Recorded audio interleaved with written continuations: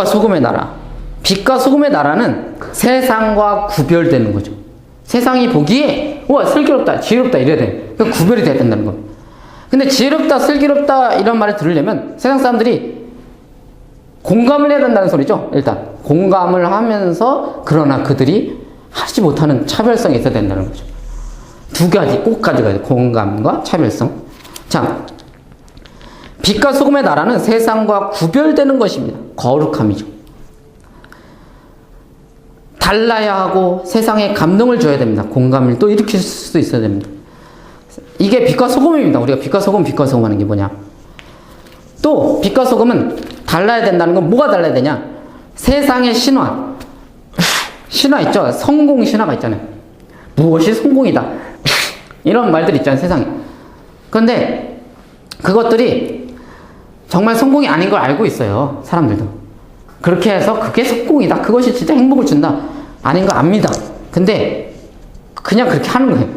그게 그냥 이렇게 비교되고 그냥 하는 겁니다. 그냥 그게 신화예요. 신화. 있지도 않은 걸 가지고 그냥 있다고 믿고 가는 거예요. 왜? 다른 방법이 없으니까. 다른 게 모르니까.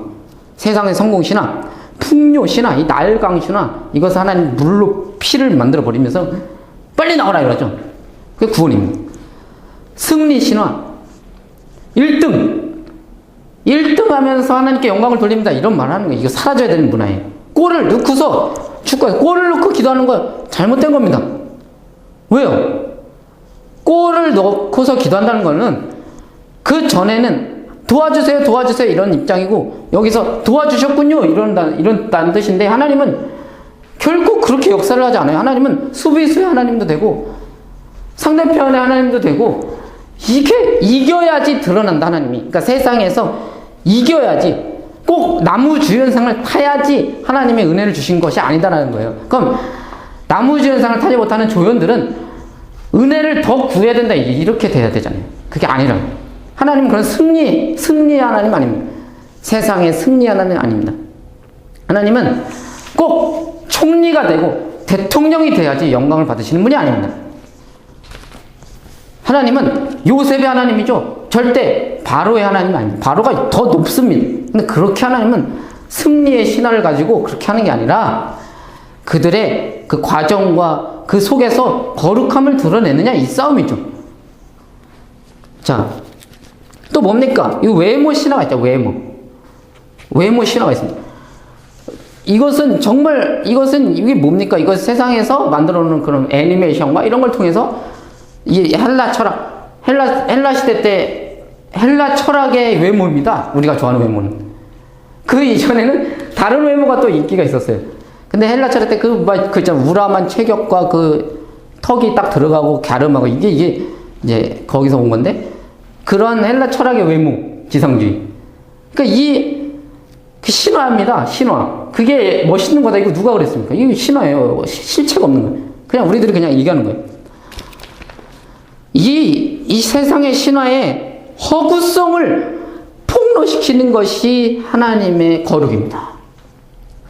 이걸 말로 잘못됐다, 이걸 폭로가 아니라, 그럼 어떻게 살 건데, 이거죠. 그러니까 성공 신화를 안 따르면 뭘 어떻게 할 건데? 그럼 어떻게 할 건데? 이렇게 말하지 않습니까, 세상 사람은? 풍요 신화를 안 따라 그럼 너는 그지 될 거야? 뭐 어떻게 할 건데?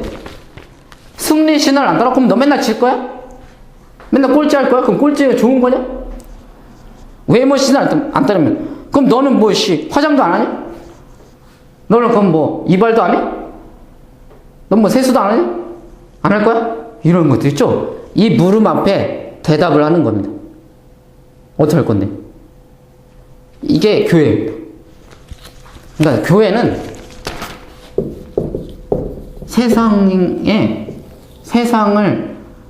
세상에서 못 견디는 사람들이 나온 겁니다, 사실.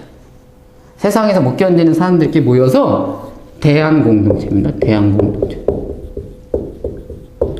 세상의 대한공동체가 교회죠. 매매도 못하고, 모도 못하는 사람들끼리 모여가지고, 자기네들끼리 세상과 떨어져 사는 게 아니라, 이 세상 속에서 연합이 돼서, 이 세상 사람들은 얘네들 보면서 뭐 졌다고야 라고 하지 않습니다. 왜? 이들의 양심이 이미 말하고 있어요. 부러워하고, 어떻게 보면 부러워하고 질투도 느낄 수도 있고 일부러 얘네가 망했으면 좋겠다고 생각할 수도 있습니다. 왜? 자기가 너무 비참해 보이잖아요. 왜냐면 내가 너무 한심하잖아요. 세상에 성공만 쫓아다니고 외모를 쫓아다니니 내가 한심한 거죠. 근데 얘네들은 그렇지도 않으면서 왜 저렇게 행복해 보일까라고 하는 질투심이 유발되는 거죠. 그래서 차라리 망해라. 그래야지 내가 조금이라도 위안을 받지. 원래 이렇게 살 수밖에 없다. 이렇게는 살 수 없다. 이렇게밖에 살 수 없다는 것을 입증이 되길 바랄 수도 있습니다. 그러나 그럼에도 불구하고 그 속에서 살아가는 방법을 배우는 게 교회입니다. 근데 이미 지금 교회는 세상의 성공, 문화, 세상의 승리주의, 세상의 외모지성주의, 자본주의 다 들어와 있어. 대형 교회가 하나님께 크게 쓰임받는 종 있다는 소리가 짓걸리면서 거기 수련회 세미나 같은 데 가보면 다 대형교회 목사들이 강사로 옵니다. 왜 대형교회 목사들이 강사로 올까요? 그냥 우리가 인식 속에 큰 교회가 뭔가 그 목사가 뛰어나온다. 크게 쓰임받는 종이다. 이렇게 생각하기 때문에 그렇습니다. 난 한 번도 개척교회 목사, 힘들게 하는 사람, 특별 사역하는 사람 말고 막 무슨 특별 사역 있잖아요. 막 떡볶이를 통해서 교회를 하고 막 이런 특별한 거 말고 진짜 그냥 우리들이 알고 있는 그런 교회 수준에서 개척교회, 조그만 교회 목사들이 강사로 오는 사람을 본 적이 없습니다. 이 사람들은 여기 앉아서 어떻게 하면 저렇게 대형교회가 될까? 이런 세미나 듣고 있습니다. 이게 완전 세상이죠.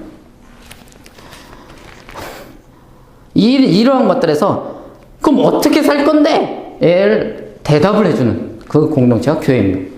그리고 그것을 할 수 있게 만들어주는 거기에서 이 머리가 막 아프잖아요. 어떻게 해야 되지? 막 이걸 지혜라고 합니다. 지혜. 어떻게 해야 되지? 그것을 알려주시는 그 성령님을 거기에서 무릎 꿇는 걸 기도라고 하는 거고. 근데 이러다가 망해요. 되게. 그걸 십자가의 죽음이라고 하는 거예요. 근데 망하는 게 아니다. 망하는 것이 꼭 부활, 이걸 하나님이 우리를 살리실 것이고 우리를 의롭다고 인정해 주실 거고 우리를 하나님의 왕 같은 제사장으로 회복시켜 주실 거다를 믿는 걸 부활이라고 하는 겁니다. 부활 신앙. 왜? 예수님이 그렇게 대한 세상으로 살다가 죽으셨잖아요. 근데 하나님이 그걸 일으켰잖아요. 의인이라고. 네가 맞다. 네가 옳다. 네가 왕이다. 이것이 십자가의 죽음과 부활을 믿는 그리스도인의 자세죠. 그래서 이런 것들입니다. 이런 것. 거룩이란 무엇입니까? 세상의 통치를 받는 것이 아니라, 세상의 풍조의 통치를 받는 것이 아니라 하나님의 비전을 깨닫고 그 안에서 내 역할을 발견하는 것입니다. 하나님의 비전을 깨닫고 그 안에서 내 역할을 발견하는 게 거룩이죠. 그게 빛과 소금입니다. 거룩이란 무엇인가? 외형적인 종교활동뿐만 아니라 우리의 내면을 변화시키기 위해서 하나님께 무릎을 꿇는 것이 거룩입니다. 또 거룩이 무엇이냐? 이 성경을 보면 이 이스라엘이 거룩한 나라를 부르심을 받았지 않습니까? 어떤 나라였어요? 거룩이란 무엇인가? 보이는 신을 섬기는 우상의 시대에 신을 섬기죠. 이 시대는 보이지 않는 하나님을 섬기면서 신분과 지위와 빈부의 격차가 없는 나라, 이게 거룩한 나라예요.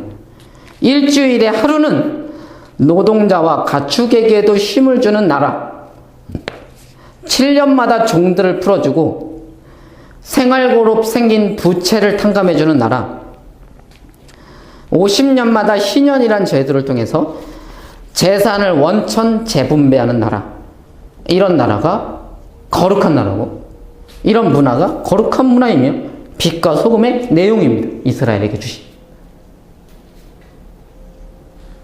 이게 거룩입니다.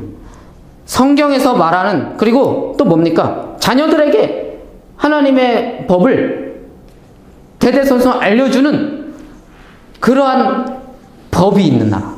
하나님의 말씀을 알려줘야 되고 그것을 알려주는 상징들로 가득한 나라. 성경에서 말하는 거룩은 현실을 등지는 게 절대 아닙니다. 삶의 현실을 등지는 게 아니고 삶을 회복하는 겁니다. 세상에 물들여져 있는 삶을 빠져나와서 도망가는 게 아니라 그럼 어떻게 살 건데? 하면서 이 대안적 삶이죠. 그럼 어떻게 살 건데? 절대 동떨어져 있는 것도 아니고 상관이 없는 것도 아닙니다. 죄의 지배를 받고 있는 거죠. 이게 죄의 지배를 받고 있는 이 세상을 변화시키고 여기에 거룩한 이 하나님 이스라엘의 그 하나님의 문화 그걸 정착시키는 것이 성서적인 거룩한 것이고 빛과 소금입니다.